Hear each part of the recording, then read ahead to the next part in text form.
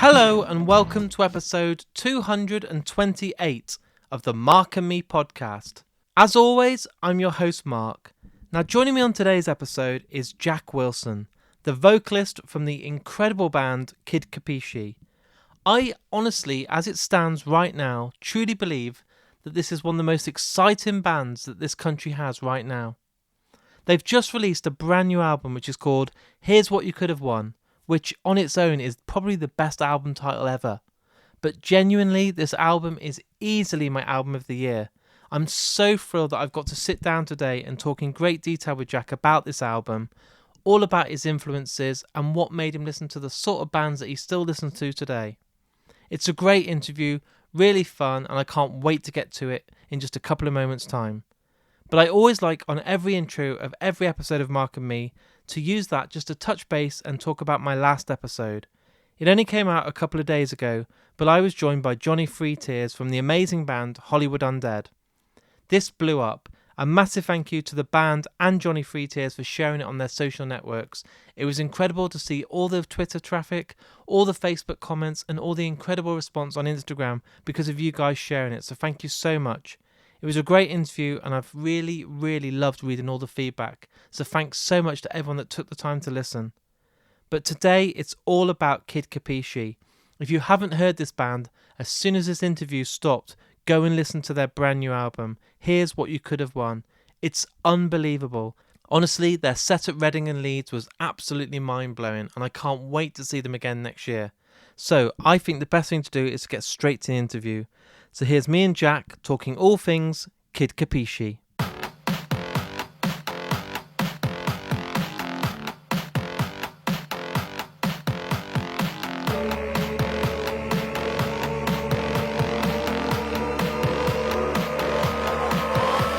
So Jack, thanks for joining me today on the Mark and Me podcast. Thanks for having me, mate. A pleasure to be here. So Jack, what I like to do with the guests on the podcast is take it right back to the very start. Talk to me about when you were growing up. What were those first albums that you remember buying, maybe with your pocket money or money that you'd earned, maybe on a paper round or something, but those first albums that you absolutely fell in love with that made you basically listen to the bands that you are today? Yeah, I think when I was really young, actually, I was obsessed with the Eagles. Weirdly, I've always had a bit of a thing for country music. My dad always said that everyone likes country music; they're just too scared to say it. So I've always liked country music when I was growing up. But as I kind of reached my formative years, like sort of year 7 at school, I think the first thing I really got into was the Arctic Monkeys. Which probably won't be a surprise to a lot of people who know our music. But yeah, one of the first albums that I got into is Whatever People Say I Am, That's What I'm Not. And I thought that was an amazing album. I thought that it was one of the first albums I felt like someone was speaking in like their dialect, like an English dialect. It was quite cool. And I loved everything he was saying. And what he was talking about felt very relatable at the time. And also loved all of... I was very into like the Clash and the Specials as well when I was growing up. That's some awesome foundations to build on. And for me, when I went to see a band for the first time, it was sort of like, I'm quite old, but it was like Green Day, probably like 25 years ago. And when I saw them on stage, that's when I realized how much of an impact a band can have on you. And my rib cage was shaking and the bass was going through me and all the little hairs on my neck were sticking up and I was blown away. And that made me then go to festivals and, fall in love with live music. But what was that first gig that you can remember that made you think, I want to do this? This is what I want to do for the rest of my life. Oh, so it's a good one. There was, funnily enough, the first gig I ever went to was the Eagles. I was very young. My dad took me to go see them, and that was amazing. But I think when I saw Oasis, a week before they split up at Wembley Stadium. My mate at school, he I don't know how, I think he had 2 tickets. We're only about 15, I think, and he gave me one of the tickets, and we went and saw Oasis at Wembley. And obviously, that's kind of monumental gig, no matter when, but especially at that point in their career where they literally split up a week after. So that was kind of seeing like 80,000 people, 70, 80,000 people just in this stadium going absolutely crazy. And yeah, exactly that. The hair's standing up on the back of your neck, just like watching these icons of British music culture doing their thing. That for me really kind of, I don't know if it solidified me wanting to do music, because I didn't actually know that I wanted to do music until a few years after that. But I think it definitely sparked something within me that made me really take it more than just as somebody who wanted to be a bystander with music and actually wanted to get involved. And obviously, in the industry, it's really hard to kind of make a name for yourself. And forming your bands in the past, were you growing up in bands at college and school and stuff, or was it like Kid Kapichi was one of your first major projects? It's the only thing I've ever done. It's the Oh, only that's band I've ever awesome. done. Yeah, so like we always so me, George and Eddie, we all went to school with each other. So even when we were like 12, 13, we were playing music together. Literally on our lunch breaks, we would just go to a music room and just play music. That's all we ever did, really, and with no intention of becoming something more. And then I met Ben further down the line, and then we started writing music together. And we never, for what, like, because if you look online, people would say, "Oh, this we've existed as a band for God knows how long," and that's true in some respects, in the sense that we've played music with each other for a really long time, but we didn't really start writing music and taking it seriously and being Kid Kapichi as people know it today until maybe the last 5, 6 years or something. But for me, it's the only thing I've ever done. The other guys have done other things like little side projects and stuff, but this is, I put so much into this that I just wouldn't even have the time to do anything else. And also, I think if I don't want to do anything else at the moment anyway, because it's like it's so real to me and like heartfelt, everything that we talk about and everything we sing about, and we are a social commentary band. So it would, for me, it's like it consumes everything that I think about and do. So I've never really had room to do anything else anyway, and I've they're amazing musicians, so I've never needed to work with anyone else. And did you have the family backing when you went into this? Because when you're telling your parents that you want to go and put your whole heart into something like being in a band, it's like telling them that you want to be an actor or a footballer. Yeah, It's great, and I'm sure they want the best for you. But I think that many parents would be quite concerned, thinking, "I really hope this pays off," because it's not a real job. That's their kind of some people's yeah, vision. yeah, totally. Yeah, so I didn't. None of my family are in the music industry or have any.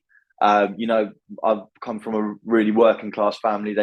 They've owned pubs and like, or rented pubs and worked in sort of like the hospitality industry and stuff like that. So for me to go and do music was, completely different from what anyone else in my family had ever done.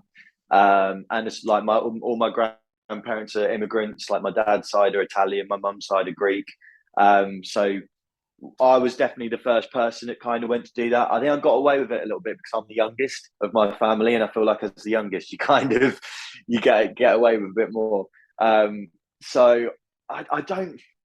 They they never, they were never unsupportive about it. They've always been, had my back with it, and it is a difficult thing, like you say, saying that you want to go do that is risky business, more than risky. The likelihood is definitely stacked against you that you'll make a living out of doing it. And obviously, we've got to the point now where it's paid off. But no, they were quite supportive with it. I think because they knew that no matter what they said, I wouldn't have listened anyway.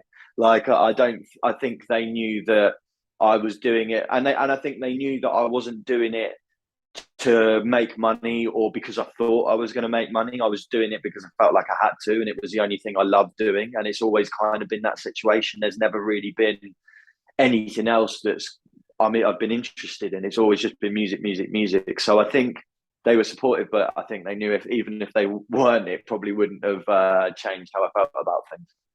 You sound, and I've only just met you today, but you sound so determined and so focused and Could you ever imagine your life not going this way with the band? Do you think it was your like kind of reason to live and breathe is to be in this band and perform and to write songs that have a meaning to them? Because you don't sound like someone that could just work in a shop 9 till 5 and be happy with that. Well, I have done that and I wasn't happy. Yeah.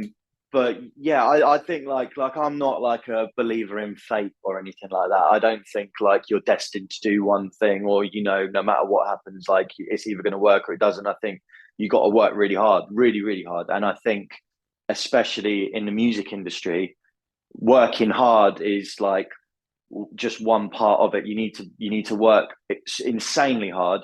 You need to also be good at what you do, and you also need to get a bit lucky as well. And I don't like to think that luck is a thing, because I think you make your own luck. But I do believe that there is a sort of being in the right place at the right time with this industry as well. So I do think it comes into it.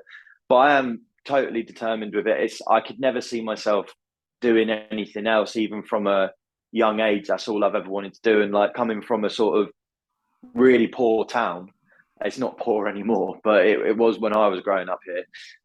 And my family didn't have any money or anything like that.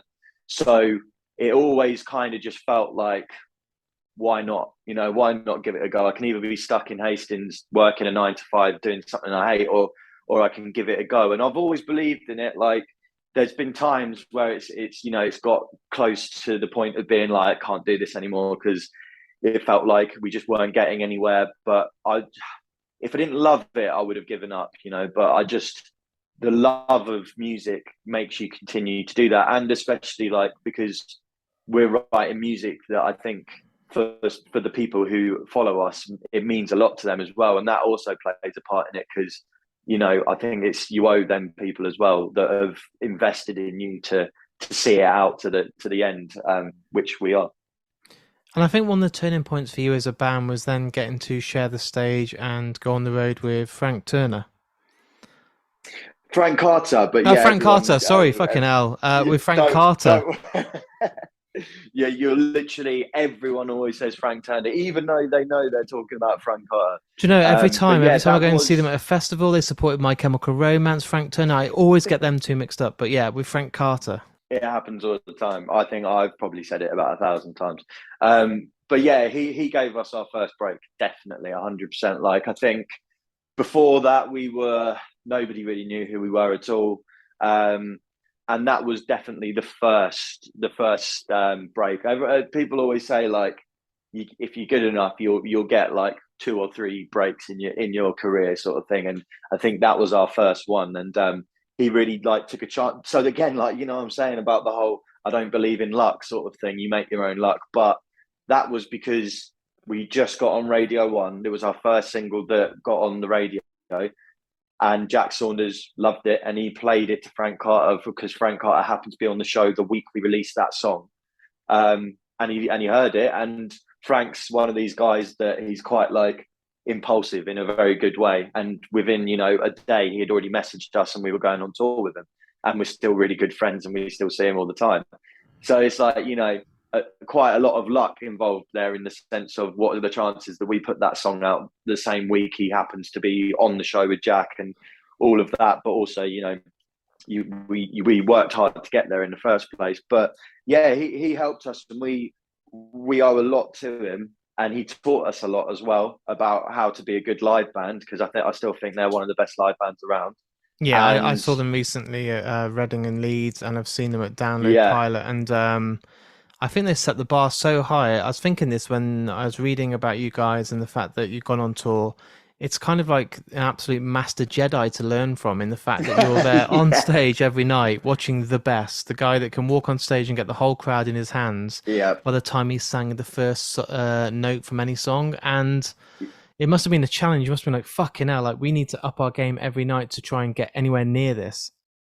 Yeah, mate, and that's exactly the thing. That's exactly what you want. You want to go on tour with people where you're scared almost, like, to go on stage and play, and you've got 30 minutes to win over however many thousands of people there are in front of you. You've got 30 minutes, and that's your job description for the month. Make sure you do that. That's why they've got you there. But obviously, they take you there because they believe you can do that. But it was totally like Padawan and Jedi Master, and learnt so much from him. And he really like took the time to like nurture that as well. It wasn't just kind of like watch and learn.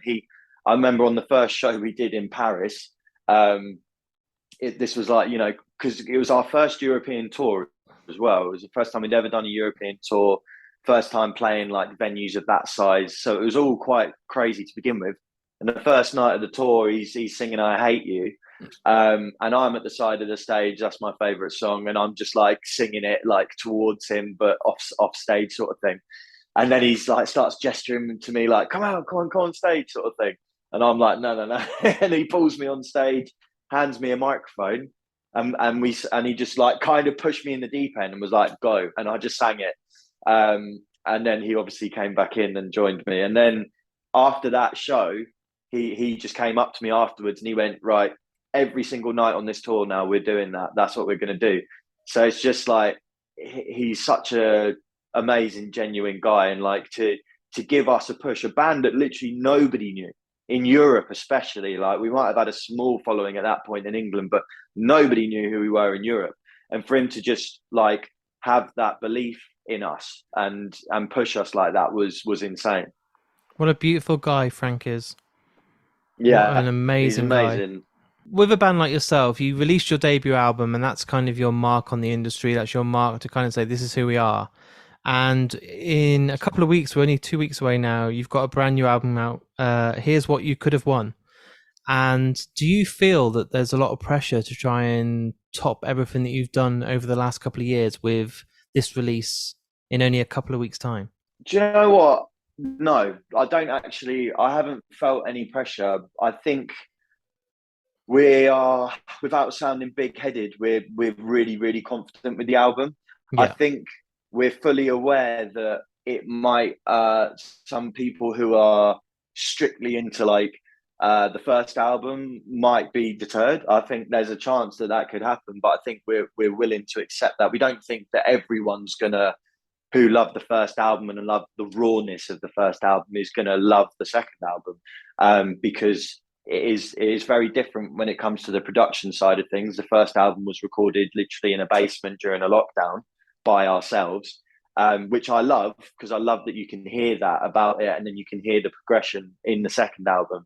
But I haven't felt any pressure with it because I think I would feel pressure if we thought it was rubbish. But I think we're all quite happy with it, and even if people didn't like it, we as a band are really proud of it. So I think because we're so proud of it, it takes the pressure off a little bit in that respect.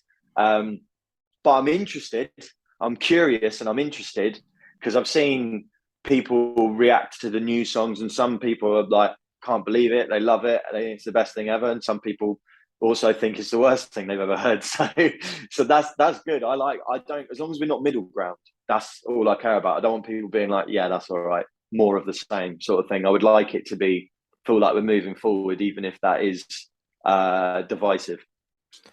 And obviously, this time around, you got to work not in a basement, you got to work in a proper studio, and you got to work with Dom from Nothing But Thieves. And I'm sure the production is on another level, and there's polished sound that is different, and it's just a better produced album, a better sounding album. And is that why do you think some people then go against it? Because it's kind of like the mentality of like, I just want the rawness, I want you to sound like you're in a garage. Yeah. Yeah, and I don't even blame people for that. Like, I get that, but obviously for us, we wanted there to be a natural progression. Some bands, like, they do a first album and it works, and they are happy to stay there, and it's a conscious decision to stay in that realm. But we made a conscious decision to not do that and try and push it forward as much as we could. And working with Dom really helped with that. Like, he took the songs from, I think, again, going on tour with them as well, and like working with Dom was another big thing for us, and he taught us a lot, and he took the songs like we would write them to like 80% completion, and then he would help us finish them, and it really did a lot. And his production, I think, I love it. I think he's done a great job, but yeah, it will be divisive in that respect, but we'll have to wait and see. We'll have to wait and see what the YouTube comments say. And with gigging and stuff, obviously, when you were talking then about Frank Carter and being given that kind of 30-minute slot to hopefully win people over, because they're not there for you, are they? That's no disrespect. They're there for Hmm. Frank, and just support slot is Hmm. very different. But next year in UK and Europe, you go out as yourselves, and it's down to you to Hmm. put on the best show. And does that feel like a different, completely different dynamic where you're now going out there with more self-belief? We've not, we're new to this. Hmm. We found ourselves, and now do you feel that you can exceed people's expectations because you're more comfortable? Yeah, I 100% agree with that. Yeah, it's doing a lot of these support tours really it's all the training you could possibly need because it's the hardest gigs. And I love them gigs. I love doing those support slots. If you believe in what you're doing, and you feel like you're on tour with the right people, then you're not worrying every night like, oh God, they're going to hate us. You're like, we know we'll win them round. So we've had that training and we've had like got all them skills in our arsenal now of having to kind of get a completely dry crowd going. Um, so yeah, when we go out and do it ourselves, it's going to be a whole nother experience. And obviously, we've had the chance to experience that in the UK, and we've been able to do our own headline shows. And obviously, the vibe is completely different because it's just absolute mayhem from the first chord and everyone's singing your songs and everyone's there for you. And we kind of experienced that the other day when we did Reading and Leeds. For the like, it felt like the first time we'd done it because the first time we actually did it was 2019, and it was the BBC intro stage, and like I say, nobody really knew who we were.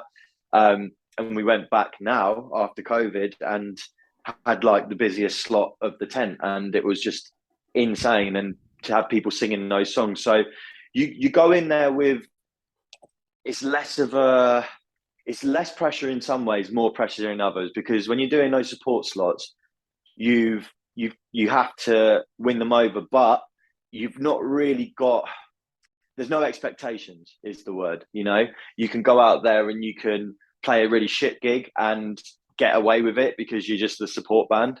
But when you're doing your own headline slots, you can't do that. You can't have a bad night. You can't have a night where you feel like you're letting people down. They're paying to see you, so it's a whole different level of pressure. The pressure's off because they're there to see you, but the pressure's on because they're there to see you. Yeah, it's a weird one, isn't it? It's kind of, you feel like you could take your foot off the gas a bit, but at the same time, you want to be like the Frank Carter equivalent when you guys were supporting. So someone who's supporting you is looking up to Mm-hmm. you, thinking, "Fucking hell, I really hope I can rock out like those guys." Yeah, 100%. It is definitely like that, and I hope that the people we get to work with, because we do always like try really hard to make sure that we're trying to give opportunities to people who are in a lower position or lower down the ladder of the music industry or whatever in that position to do that. So I hope that is the case, and I hope that we can give something back as well in that respect with bands that come and support us. And what was it like the day that you woke up and you got told that you could work with Bob Villan? Because I saw him at 2000 Trees this year, and for Mm. me, I think he's a future headliner. He's like no one else right now. If you tell me anyone else that sounds like Bob Villan, there isn't. And No, I just an totally agree. absolute genius. And to come back into 2022 with a brand new song featuring him, that must have been something that was like, yeah, this is a pinch yourself on the arm moment. It was good. It was we met him another one through Frank actually. We played Frank Carter's birthday party in London when we first got to know him, and Bob Villan was playing as well. So it was Bob Villan, and then we played. So we met Bob then. So we kind of had a little bit of a link with him. Yeah. And then me and Ben wrote New England, um, and we purposely left the third verse empty, or the fourth, and we were saying like we just knew from the start of that song that we wanted Bob Villan to do it. It was like we didn't write a song to work with Bob Villan. We wrote the song, and the song just was calling out for Bob Villan on it. We were just like, the subject matter, the vibe, everything about it was just, to me, felt like Bob Villan. So we just messaged him on Instagram, like, how you been? Long time no see. here's a track that we're doing. And this was ages ago as well, because that New England was like the first track we wrote off of this album. And we sent it to him, and he got back and was like, yeah, I want to do it. And we were not expecting that, because I know Bob is like super careful about who he works with and who he features on and does anything like that. And he's like fiercely independent, which we all admire. So for him to come back and say he wanted to do it was really cool. And then he sent over his verse, and we didn't change a single thing. Nothing changed. We literally were like, I remember listening to it myself and just laughing at how good it was, and just like being like, yeah, that's it, man. Don't change anything. And then we got him down to Hastings. He got a train. He came to the studio, recorded it, and he did it so quick and so efficiently that he got back on the next train to London. There was no trains in between. He literally came down, did the verse, and we were all just like, should we just take you back, man? Because that's it. That's done. Like, do you know what I mean? And we just took him back to the train station. He's on the next train. Job done. That's incredible. I love stories like that.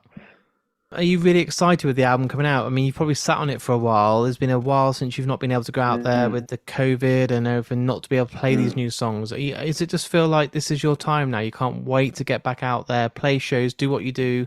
You've just come off Reading and Leeds with an incredible full tent, absolutely amazing reaction from the crowd. You must be like, just let me get on tour now. Yeah, well, we always feel like that, you know, like touring is like, for me, the best bit. You know, touring and writing are the bit, that's the reason why you do music. And you know, unfortunately that's like 10% of it, and like the other 90% is like admin.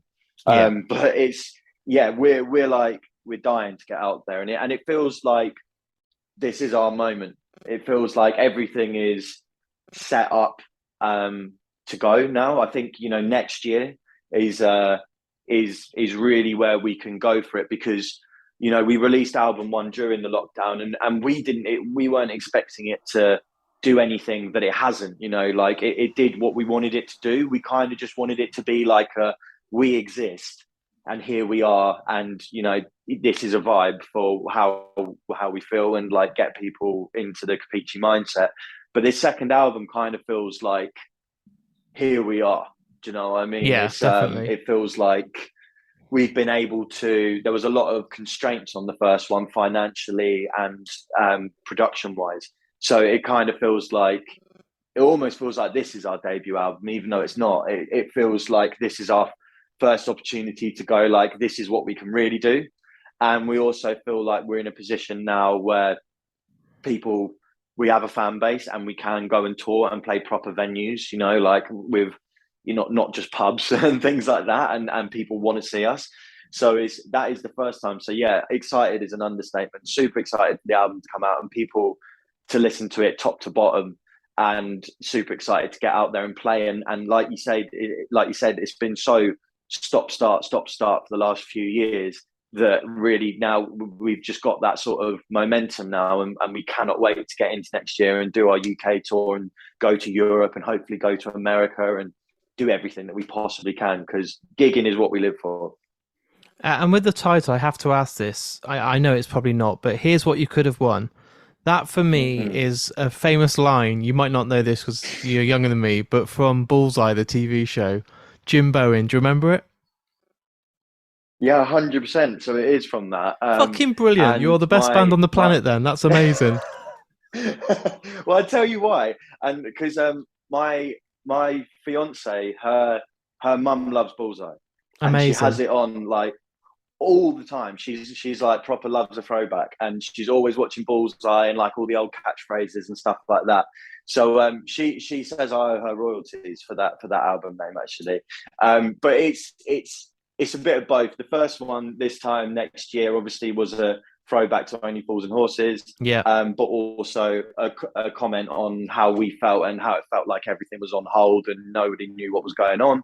And then here's what you could have won, again, going to that sort of British throwback from Bullseye, but also in a sense of being like, it feels like every single decision that's been made in the last 10, 12 years has gone the opposite way from what I want. And it's almost a similar feeling to watching someone on a game show getting it wrong and you're screaming at the TV because you feel like the answer is so obvious, but they've gone right when they should have gone left, or and they could have won the speedboat, but instead they won Brexit. That's kind of the feeling behind it. So yeah, it was definitely Bullseye inspired. So is your next album going to be called something like "Say What You See" and it'd be a dedication to Catchphrase and Ray Walker, Well, or Roy I Walker, was whatever his name literally is? 100%. It's got to carry on the theme now, because Definitely. yeah. I was just thinking in my head as I was speaking. I was like, "What? I wonder what we'll call the third one." But it will definitely be something. I don't know. Maybe we'll do like Crystal Maze or something weird. Oh, To the Crystal Dome, or Yeah, to the yeah, Crystal Dome would be wicked. that'd be That incredible. would be Or so good. The Survey Said, and it can be Les Dennis on Family Oh, Fortunes, the and The survey Survey says it's a Said. great one. There you go. I want the See, do you know what I royalties. mean? Yeah, exactly. I'm just like nicking ideas constantly, but they're both really good. But yeah, it's entirely When I asked inspired you, by you that went whole. slightly quiet, and I thought, "Oh fucking hell, he's going to tell me he's never heard of it, and this is going to be the most embarrassing I moment went I've ever done." But I I'm went quiet because I was like, I can't wait to reveal that you are completely amazing. correct. Yeah, totally, man. What I do on this podcast, and it's my final question for you today, and it is putting you on the spot, but what I've done over 225 episodes, and I ask the same question as my last question to everybody, but it's a good thing for you because you're in a band. What I do is I ask everyone to choose the final piece of music that comes on the podcast. Now, it hasn't got to be one of your own. It can be any song by any band that means a lot to you. But it's what you Okay. think would be the perfect outro song. But I also like the reason of why you've chose it. Sure. So let's think then. I tell you what, let's play Take That by Bob Dylan off of his new album. That would be great. I would say something Queen related, but I think it's too soon, so we should probably stay away from that. But he has got a lot of songs about the royal family, so we'll go with Take That, because I think it's an amazing tune off that album. And I think as we were speaking about him earlier, and he is a special artist.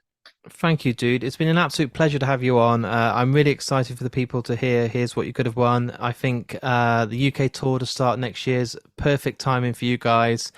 I'll get to one of those shows. I'm just really excited. I think the buzz after Reading and Leeds, you're just like that band to watch now. And I think you've got it fully capable, and you've got the right mindset to tackle this and just prove everyone that you are the band to Yeah. watch.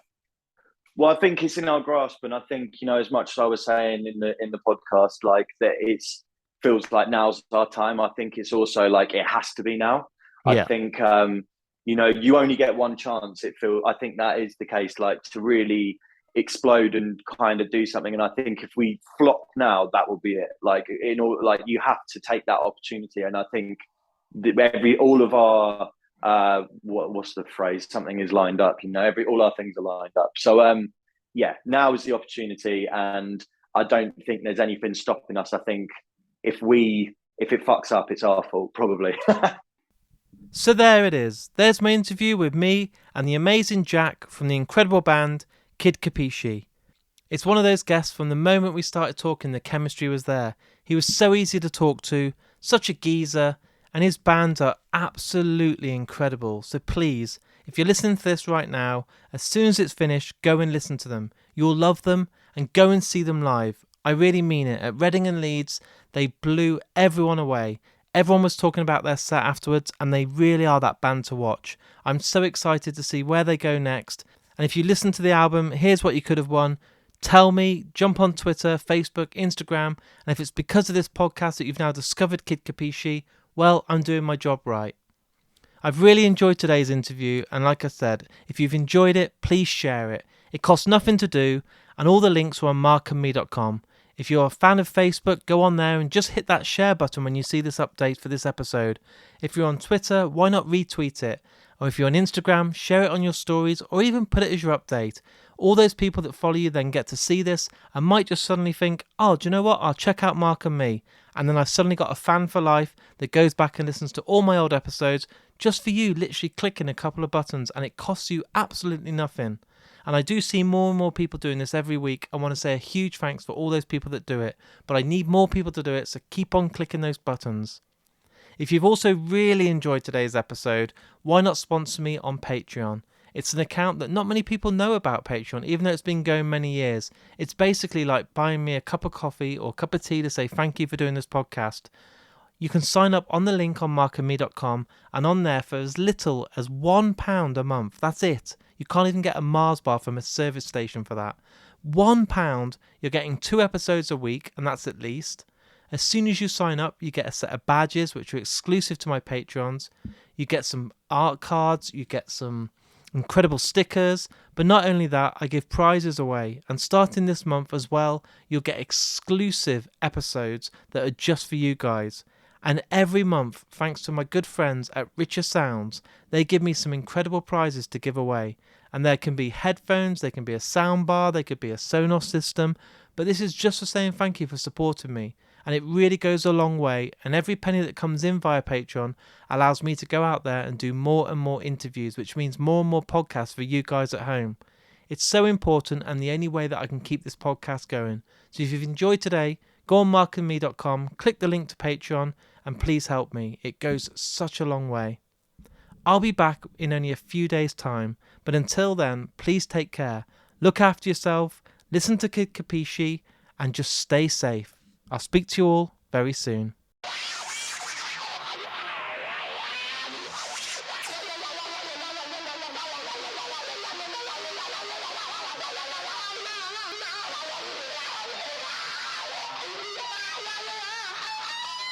Elvis was a hero to most, but he never meant shit to me because the fucker was whack. Plus he hated blacks and he never made one hot track. Straight facts, I know they're gonna hate that, but their bars low like, take that, motherfucker, take that.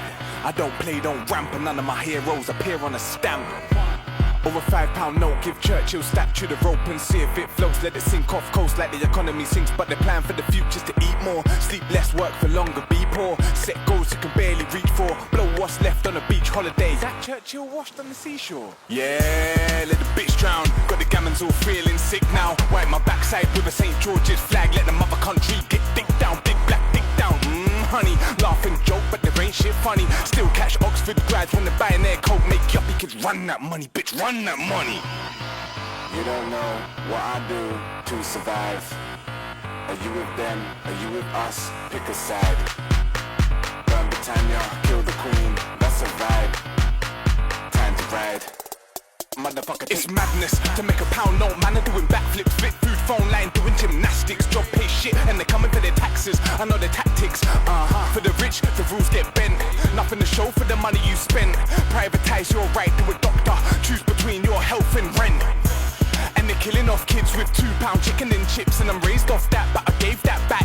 Why? Cause the body gets sick of that shit. Get rid of that shit. Wreaks havoc on the heart and liver. And we can't fight if we're fighting our ticker. Gotta stay strong, trying to live life long. Plus need strength to throw Churchill in the river. Yeah, let the bitch drown. Got the gammons all feeling sick now. Great Britannia's lost all hope. She's broke with a hat out, performing the whip round. Tell her go sit down. Honey, laugh and joke, but there ain't shit funny. Still catch Oxford grads when they're buying their coke. Make yuppie kids run that money, bitch, run that money. You don't know what I do to survive. Are you with them? Are you with us? Pick a side. Burn Britannia, kill the queen. That's a vibe. Time to ride. Motherfucker, take that.